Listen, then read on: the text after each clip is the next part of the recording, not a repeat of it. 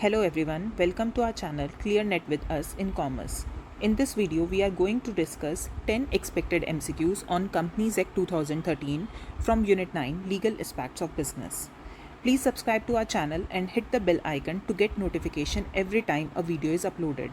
You can mail us at clearnetwithus@gmail.com and you can also follow us on our Facebook page. So without delaying any further, let's start with the video. Question 1. The term body corporate is applicable to which two types of business form? The options are companies and sole proprietorships, partnerships and limited liability partnerships, companies and limited liability partnerships, and companies and partnerships. First of all, we'll see the meaning of body corporate. Under section 9, from the date of incorporation, एक company body corporate बन जाती है जो नाम memorandum में है उससे, and it is capable of performing every function of an incorporated company. उस कंपनी की परपेचुअल सक्सेशन होती है, कॉमन सील होती है जो कि अब ऑप्शनल हो गई है, और सेपरेट लीगल एंटिटी होती है उसके मेंबर्स से. बॉडी कॉर्पोरेट में अब कौन कौन से आती हैं? सबसे पहले है companies which are formed and registered under companies act 2013, foreign companies, corporations formed under Special Act of Parliament, public financial institutions, nationalized banks और limited liability partnerships जो registered हैं Limited Liability Partnership Act 2008. तो इसके according body corporate में ये सभी types of companies जो हैं वो इंक्लूडेड होती हैं. Going back to our question, हमारे पास ऑप्शंस थी कंपनीज एंड सोल प्रोप्राइटरशिप्स. तो अभी हमने देखा कि सोल प्रोप्राइटरशिप्स जो हैं वो नहीं होती है बॉडी कॉर्पोरेट, सो ये ऑप्शन नहीं होगा. फिर है partnerships and limited liability partnerships. Limited liability partnerships होती हैं लेकिन पार्टनरशिप फर्म्स जो हैं वो पार्ट नहीं होती हैं बॉडी कॉर्पोरेट का. Companies and limited liability partnerships ये दोनों होती हैं. कंपनीज एंड पार्टनरशिप्स में फिर पार्टनरशिप्स नहीं होते हैं. तो इसके according the correct option will B companies and limited liability partnerships. Question 2. A company can be created in one of three ways. Which one of the following is not a valid method of creating a company? The options are a company can be created by the Chancery Division of the High Court, a company can be created by registration, a company can be created by an Act of Parliament, and the last option is a company can be created by Royal Charter. High court या कोई भी court, किसी भी court के पास power नहीं है company को create करने की. कंपनी को रजिस्ट्रेशन के थ्रू, एक्ट ऑफ पार्लियामेंट के थ्रू और रॉयल चार्टर के थ्रू, इन सब के थ्रू जो है क्रिएट किया जा सकता है, लेकिन कंपनी को जो है वो कोई भी कोर्ट के पास पावर नहीं है क्रिएट करने की. सो the correct option will B option number 1. Question number 3. If a promoter enters into a contract on behalf of a purported company before that company has yet to be fully incorporated, the contract is dash.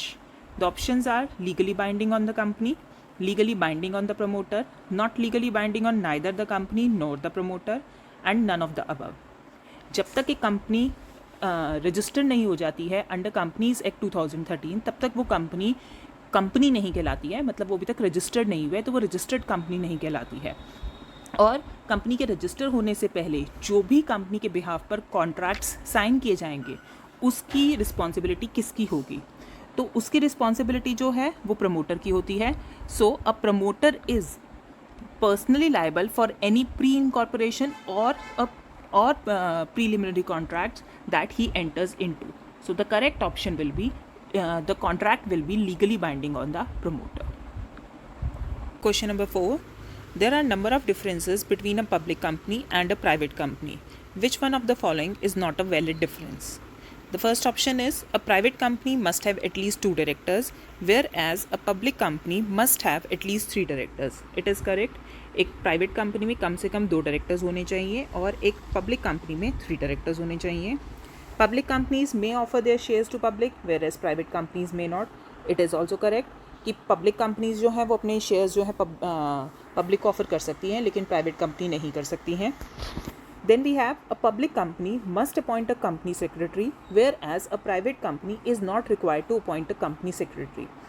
देखिए इसमें क्या होता है, जो public listed companies होती हैं उन companies के लिए कंपलसरी होता है अपॉइंट करना कंपनी सेक्रेटरी. लेकिन apart from listed public companies, unlisted public companies हो चाहे प्राइवेट कंपनीज हो, अगर उनकी paid up share capital 10 crore या उससे ज़्यादा है तो उनके लिए कंपलसरी होता है। तो अगर देखा जाए तो ये ऑप्शन भी करेक्ट है कि पब्लिक कंपनीज़ के लिए कंपलसरी है कंपनी सेक्रेटरी को अपॉइंट करना, प्राइवेट कंपनीज़ के लिए नहीं है। And the last option is a public company must have at least 2 members, whereas a private company need only have 1 member. It is not correct. Public company के case में 7 members का होना ज़रूरी है और प्राइवेट कंपनीज़ के case में 2 members का होना ज़रूरी है मिनिमम। तो this option D is not the valid difference. A public company must have at least 2 members, whereas a private company need only have 1 member. This is not correct. So this is the correct option. Next question, what is limited liability? The options are: limited liability refers to how much the directors have to contribute in the event of the company being insolvent. Second, limited liability refers to the ability of a member to limit his liability. Third option, limited liability refers to the director's ability to limit their liability for acts of negligence or fraud, etc. And the last option is limited liability refers to the liability of a company to limit its liability. अगर हम limited liability का मतलब देखें तो limited liability का मतलब होता है मेंबर्स की एबिलिटी कि वो अपनी लाइबिलिटी को लिमिट कर सकते हैं। जो कंपनी लिमिटेड बाय शेयर्स होती हैं उसमें जो लाइबिलिटी होती है मेंबर्स की, it is limited to the amount unpaid on their shares. And if the company is limited by guarantee तो मेंबर्स की लाइबिलिटी जो है वो लिमिटेड होती है to the amount specified in the statement of guarantee. तो इसके अकॉर्डिंग अगर हम देखें तो फर्स्ट ऑप्शन में डायरेक्टर्स की बात की गई है कि लाइबिलिटी जो है वो डायरेक्टर्स रिलेटेड है, so it is not correct. Third option में भी डायरेक्टर्स की एबिलिटी की बात की गई है और फोर्थ ऑप्शन में कंपनी की एबिलिटी की बात की गई है। It is only second option in which it is mentioned limited liability refers to the ability of a member to limit his liability. So the correct option is option number 2, that the ability of a member to limit his liability. Next question, the case of Salomon versus Salomon and Company Limited established a number of principles. Which one of the following was not a principle established in this case? मतलब ये जो हमने case पढ़ा था Salomon versus Salomon का, उस case से हमें इसमें से कौन सा हम प्रिंसिपल एस्टैब्लिश कर सकते हैं? The options are that a person who owns the vast majority of a company's share is to be regarded as the principal of the company, or that the company is a trustee for his benefit. अगर एक person के पास, एक member के पास सबसे ज़्यादा number of shares हैं तो क्या कंपनी और उसके बीच में प्रिंसिपल और एजेंट का या ट्रस्टी का रिलेशनशिप डेवलप हो जाता है? नो। सेकेंड ऑप्शन है that a company's promoters, directors and members could legitimately use corporate personality to shield themselves from certain liabilities. ये ट्रू है, यही इस्टेब्लिश किया गया था केस में कि सेपरेट लीगल एंटिटी इस्टेब्लिश हो जाती है जब एक मेंबर और कंपनी के बीच में रिलेशनशिप इस्टेब्लिश होता है। Then we have that the minimum member requirement does not require the members to be active. ये भी ट्रू है कि ज़रूरी नहीं है सभी मेंबर्स एक्टिव रोल प्ले करें। And the last is none of the above. तो इसके according the correct option will be the first option. Next question, question number 7, the auditor of a government company is appointed by dash. Options are central government, no; directors of the company, again no; shareholders of the company, no. So the correct option is the Comptroller and Auditor General of India has the power to appoint the auditor for a government company. Next is a not-for-profit company is permitted as per which section of the companies act 2013। मतलब not for profit companies जो है वो कौन से section के according, companies act 2013 के कौन से सेक्शन के अकॉर्डिंग इस्टेब्लिश की जाती है? Options are section 2 subsection 92, section 2 subsection 62, section 8 and section 2 subsection 45।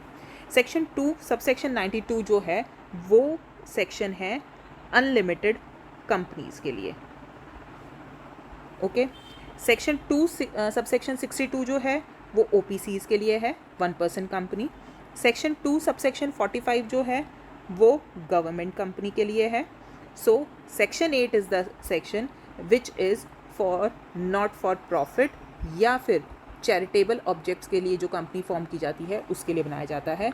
So the correct option will B section 8। Next question, question number 9, which one of the following is an example of company limited by guarantee? The options are sports associations, charities, clubs, all of the above. जो हमारी companies limited by guarantee होती हैं उनमें या तो हमारी non trading companies आती हैं या companies which are form for the promotion of arts, science, culture, religion, ये सब कंपनीज आती हैं। तो अगर हम इन सभी ऑप्शंस को देखें तो ये सारी कंपनीज जो हैं, स्पोर्ट्स एसोसिएशन, चैरिटीज़ और क्लब्स, ये सभी फॉर्म की जा सकती हैं as company limited by guarantee. So the correct answer is all of the above. Last question, question number 10, which of the following is a statutory company? Statutory company, इनमें से कौन सी स्टैच्यूरी कंपनी है? सबसे पहले स्टैच्यूरी कंपनीज कौन सी होती हैं? वो companies which are incorporated by a special act of parliament और स्टेट लेजिस्लेचर, वो कंपनीज स्टैच्यूरी कंपनीज होती हैं। ये कंपनीज फॉर्म की जाती हैं to perform such functions which are in the form of public utility, जो पब्लिक की हेल्प के लिए कंपनीज फॉर्म की जाती हैं। तो ऑप्शंस देखते हैं। सबसे पहले है Indian oil corporation limited, reserve bank of India, Tata iron and steel company limited और नन ऑफ द अबव। तो अगर इनमें से हम देखें तो reserve bank of India is a statutory company. So that's all for today. Hope all questions were clear to you. In case of any query, please comment down below. And if you haven't subscribed to our channel yet, please subscribe too. Happy learning.